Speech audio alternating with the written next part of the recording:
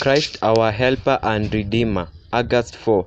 As by one man's disobedience many were made sinners, so by the obedience of one shall many be made righteous.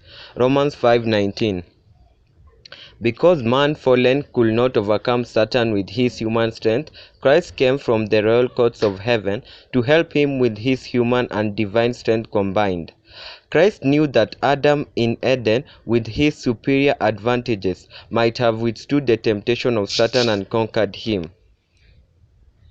He also knew that it was not possible for man out of Eden, separated from the light and love of God since the fall, to resist the temptation of Satan in his own strength.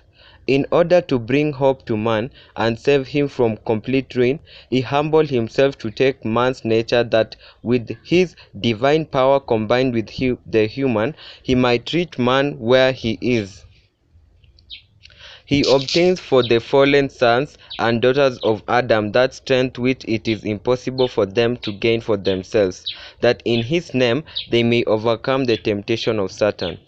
Adam and Eve in Eden were placed under most favorable circumstances.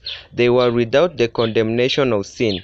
The author of their existence was their teacher, but they fell beneath the power and temptations of the artful foe. For 4,000 years had Satan been at work against the government of God, and he had obtained strength and experience from determined practice. Fallen men had not the advantage of Adam in Eden. They had been separating from God for 4,000 years. The wisdom to understand and power to resist the temptation of Satan had become less and less until Satan seemed to reign rampant in the earth. Appetite and passion, the love of the world and presumptuous sins were the great branches of evil out of which every species of corruption grew. Our lives may seem entangled, but as we commit ourselves to the wise master worker, he will bring out the pattern of life and character that will be to his own glory.